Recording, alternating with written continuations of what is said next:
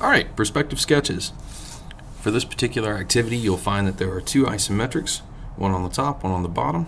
The one on the bottom is the top front left, and that's the type of one-point perspective we're required to draw here.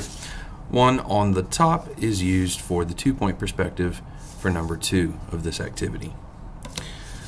Start off by connecting the corners for the box, lightly done with construction lines, trying to make sure that the front of the box is a rectangle with vertical lines that are parallel and horizontal lines that are also parallel.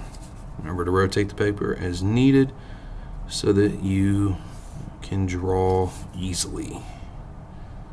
Using your straight edge is always important, and connecting these points together is also very important at this time. You want to make sure that you have your box and what will be your grid set up very precisely and accurately. The more precise and accurate you make this, the better it will appear, and the easier it will be to make all of your surface and, more importantly, interior faces. Notice how I'm going to use my pencil as a pivot on the vanishing point to rotate my straight edge to the next spot. And that line is fairly well done. Let's try a little more off to the side. Alright. Back top edge sets the depth as well as the back left edge.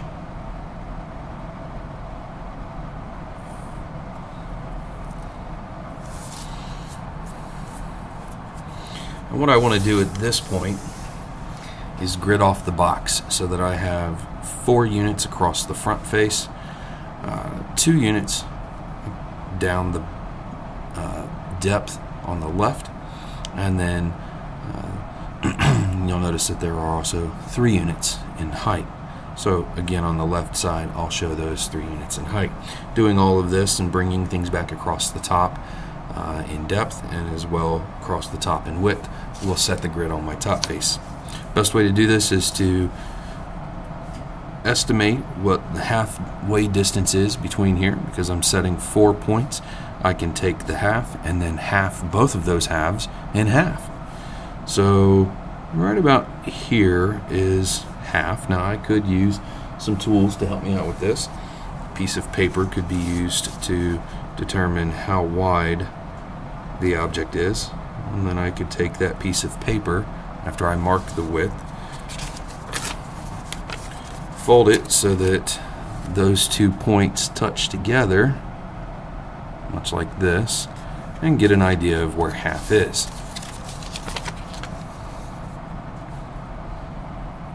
Mark the crease so that we can see it, and you'll find that after doing this for years, I'm fairly on point when I mark the halfway spot. So this was my mark, and this is the halfway. So pretty much right there. Once you get to doing this quite a few times, you'll be able to estimate fairly well. That's halfway in between, so there's my first, second unit, and I'm going to say right about here is my third and fourth. If I make these as construction lines, then I can always go back and adjust them, since the construction lines erase very easily. I'll use this part of my protractor to make sure that I'm making a perpendicular line. I assume that this line is horizontal and that this line is horizontal, so this should be perpendicular. I'll do the same thing here. And I can also use other references like this back edge of the protractor straight part along the vertical edge that I have of my box, which I assume at this point is vertical, and it's kind of all relative to what I already have drawn for the box. Those to me do not look completely parallel. I believe this one is slightly off. Let me fix this one, adjust it. That's a little better, but we'll see how that works for us in the end. For this guy, I'm going to rotate my paper upside down so that I can use perpendicular indicator.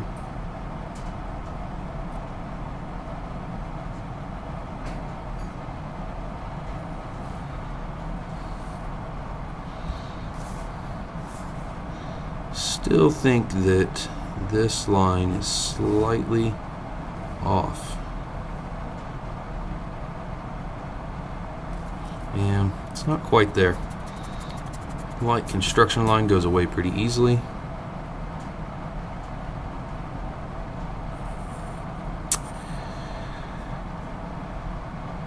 Check this line.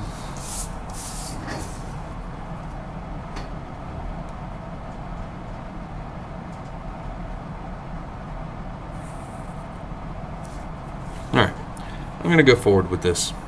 Hopefully those will be parallel enough. And you'll notice that my third unit is just slightly too big, so I can come back and adjust that a little bit.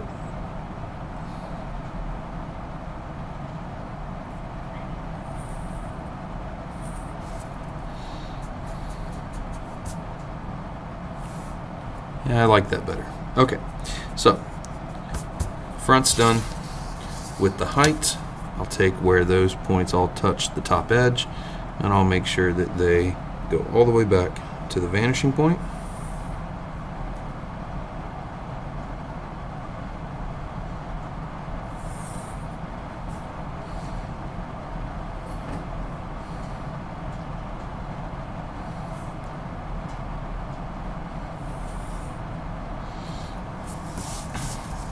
Now I'll set the height with some width lines.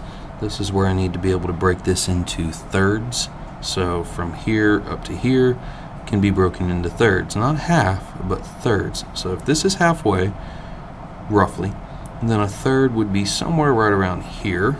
I'll mark that. And then that distance should be broken into half, because that should be 2/3, and I'll say that that's there. That's a decent estimation. It's not necessarily always accurate, but without busting out a ruler and taking the time for that, it is a decent way of doing it. Make sure that I make this nice and parallel.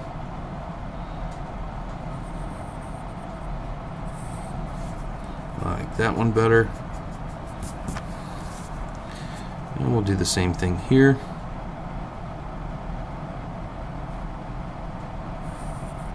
And that one's not bad. So now I have a grid on the front of my box. On the left side, front corner, I will take those 2 points, transfer them back, converging the lines to the vanishing point.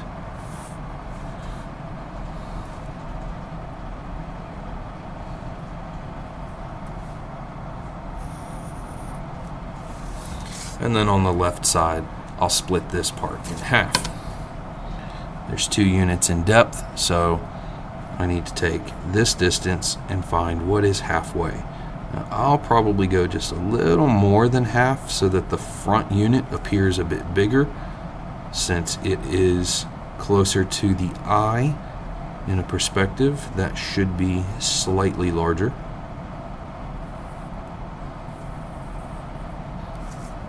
Not bad. And now that I have it up on the top edge, I'll bring in as horizontal as I can and as parallel as possible a line across the top.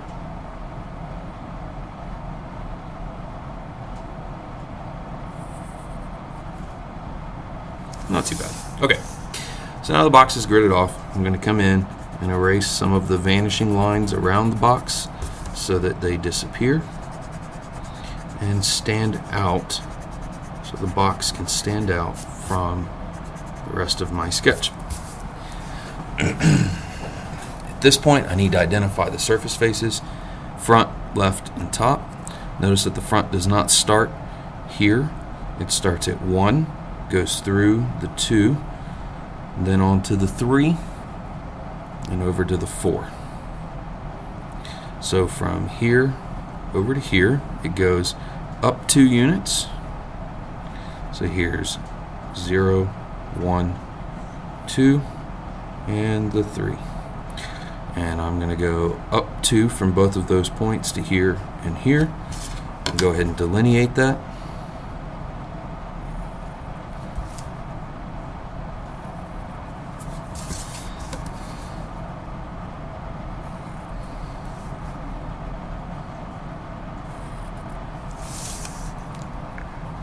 Then I can take from this point here, go back 1 unit to here, then go up 3, 1, 2, 3 in height, and then on this side I can go back to the second unit all the way to the back edge. So we've got 1 and 2, and go up 1, 2, 3, 1, 2, 3, connect those together. And for the top face, it's fairly easy to do the same method. Line this up back here with the vanishing point.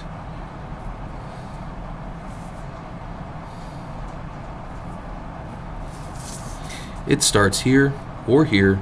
In both cases, I'll move 2 units towards the right and connect them together.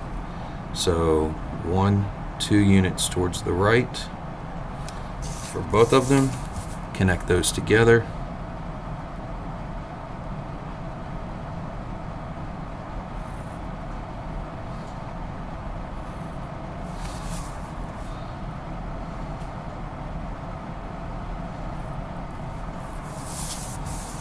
And now my surface faces are done. All that's left is for me to draw the interior faces and do some tonal shading. Please see video 2 for that.